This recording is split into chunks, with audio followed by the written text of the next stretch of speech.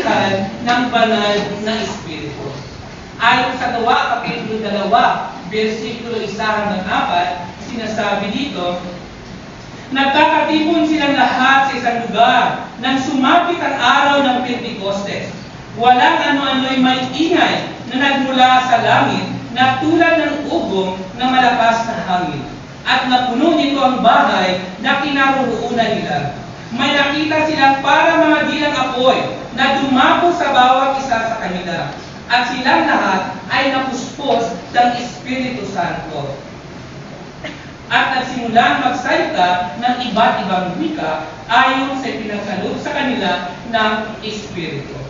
Mapapansin natin dito sa binasa nating scripture kung paano binigyang diin ang kapangyarihan ng Espiritu Santo, ang kapangyarihan ng banal na Espiritu na siyang namumuhay sa ating puso.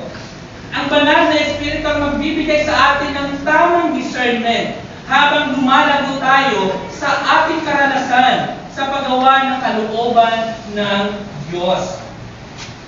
Ang mga mangingisda sa Galilea, ang mga disipulo ni Jesus, ay ilang lamang sa pinakamababang tao sa panahon ni Jesus na maaaring makakuha ng kapangyarihan upang magsalita ng iba't ibang wika sa iba't ibang bansa sa kanilang panahon.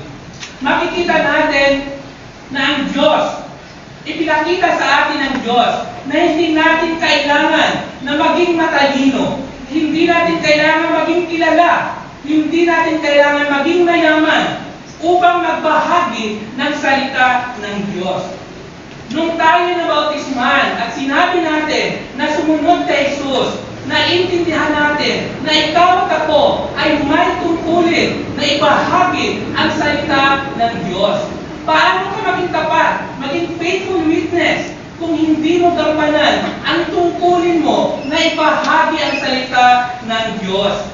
Pinili ng Diyos ang mga taong mapagpakumbaba, mga taong simple, mga hindi nag-aaral, mga di edukado sa panahon ni Jesus upang magsalita ng wika ng sinauna at kilalang mga tao sa araw ng Pentecostes.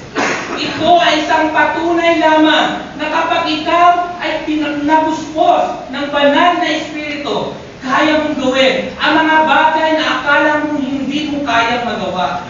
Dahil hindi ikaw ang gumagawa nito, kundi ang banal na Espiritu na namumuhay sa iyong katauhan. Bilang isang Kristiyano, tayo ay natasan ng Diyos na maging saksi sa Ebanghelyo ni Jesus. Mula noon hanggang ngayon, ito pa rin ang ating tungkulin na ibahagi ang salita ng Diyos. Sabi nga sa Gawa, Kapitulo 4, versikulo 13, sabi dito, nagtaka ang buong kataas-taasang kapulungan ng mga Hudyo sa katapangang ipinakita ni Pedro at Juan, lalo na nang malaman nilang mga karaniwang tao lamang ang mga ito at hindi nakapag-aral. Nabatid nilang dating kasamahan ni Jesus ang mga ito. Kaya makikita natin mga kapatid na sa pamamagitan ng gabay ng banal na Espiritu, kaya natin gawin ang lahat para magiging tapat na saksi ng Ebanghelyo na Jesus. Tayo dito sa Pasig, tayo ay isang misyonaryong simbahan. Kaya dapat at nararapat lamang na gawin natin ang ating tungkulin bilang misyonaryo dito sa silangang bahagi ng Pasig. Kung tatanungin natin ang ating sarili, ano namang mga bagay na ginagawa natin bilang isang Kristiyano upang mapatunayan natin na tayo nga ay tapat na saksi ng Ebanghelyo. Kaya kailangan natin makita mga kapatid na tayo ay may responsibilidad bilang isang Kristiyano. Huwag natin isipin na okay lang na pupunta ako ng Sunday, Divo, Bible Talk, D-Time.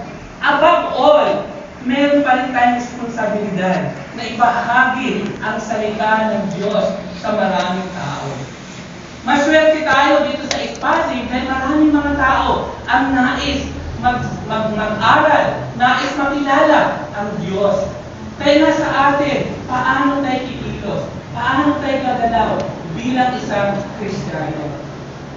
Sa akin sa nakalipas na linggo, grateful ako kay God na magamit sa iba't ibang paraan upang ibahagi ang salita ng Diyos. Grateful ako kasi nagkaroon ako ng chance na ma-study yung mga pinsan Christian.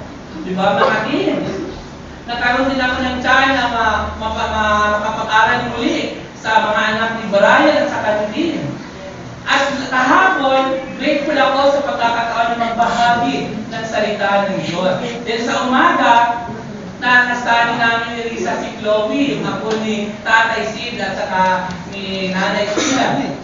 Ako gusto ko lang ma-appreciate yung heart ni Chloe kasi marami siyang school activities. Sabi niya, Tito, hindi ako maka-attend ng Kids Vivo, pero pwede ba akong pumunta ng maaga sa bahay niyo para mag-study ako ng Bible? Gusto ko na bago ako pumunta sa school activities namin, nakapag-study ako ng Bible. Grateful ako na sabi ko, sige, kahit anong oras. At si Chloe, sinusundo ko yan sa manggahan. Ang sabi niya sa akin, Tito, wag mo na akong sunduin, kaya na po na akong pumunta sa inyo. And talaga narating naman niya yung bahay namin sa awa ni God.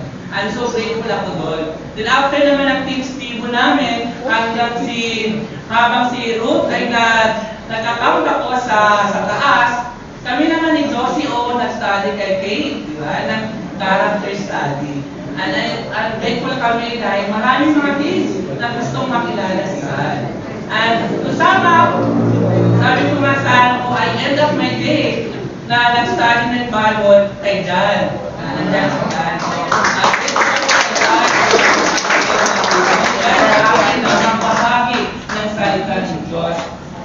Hindi ko ipinakita ang mga larawang ito upang ipagyabang sa inyo ang mga bagay na ginagawa ko.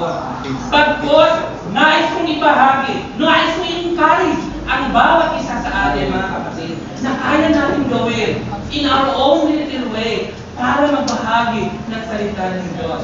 Maraming mga Christian, maraming mga disciple, kahit sa atin, sinasabi nila, gusto ko ng plano ng simbahan, magkaroon ng plano ng campaign, evangelism, study hall. Hindi natin kailangan yun. Ang kailangan natin ay magkaroon tayo ng puso na mag-study ng Bible.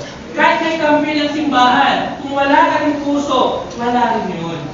Kaya dapat ang bawat isa sa atin ay maunawaan natin. Ano ba ang tungkulin mo? Bakit ka ba nandito sa Espasig? Ano ba ang ginagawa natin dito sa Espasig? Bawat isa sa atin ay may kakayahan dahil meron tayong banal na espiritu. Kaya nais ko lang i-encourage ang bawat isa sa atin, mga kapatid, na kaya natin gawin in our own little way na mabigyan ng papuri ang Diyos. Ang reflection, ano ang magiging reflection natin dito, mga kapatid? Siguro ang maaaring reflection natin, paano ba natin hinahayaan na maggamit tayo ng banal na espiritu upang maging saksi sa mabuting balita ni Kristo? Ano ba ang ginagawa natin ngayon na masasabi natin na tayo ay sapat na saksi ng Ebanghelyo? Gaano ba tayo kakasigasig para mag-Bible study? Gaano ba tayo kasigasig na mag-sit-in ng Bible study? Gaano ba natin iniisip na gawin ang mga bagay para sa Diyos? Yung pang-araw-araw nating buhay, saan ba tayo nakatuon? Nakatuon lang ba tayo sa sarili nating interest o sa interest ni God? Kaya dapat pagnilayan natin ito, mga kapatid, dahil hindi tayo nandito sa Espasig para lamang maging attendee na lang tayo. Nandito tayo dahil meron tayong misyon na ipalaganap ang salita ng Diyos sa bahagi ito ng Pasig. Sa ating pagmuni-muni sa mga Gawa, Kapitulo 2, versikulo 37 hanggang 38, isaalang-alang natin, mga kapatid, ang kahalagahan ng ating relasyon sa Diyos. Handa ba nating harapin ang ating mga kasalanan?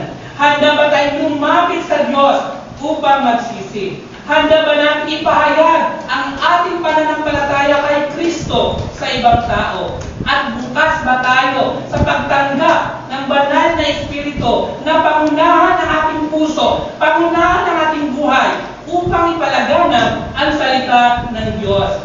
Gaano mo pinanghawakan ang maging tapat na alagad ni Kristo? Sabi nga sa kanta natin kanina, faithful witness. Paano ka maging tapat na alagad bilang isang Kristiyano?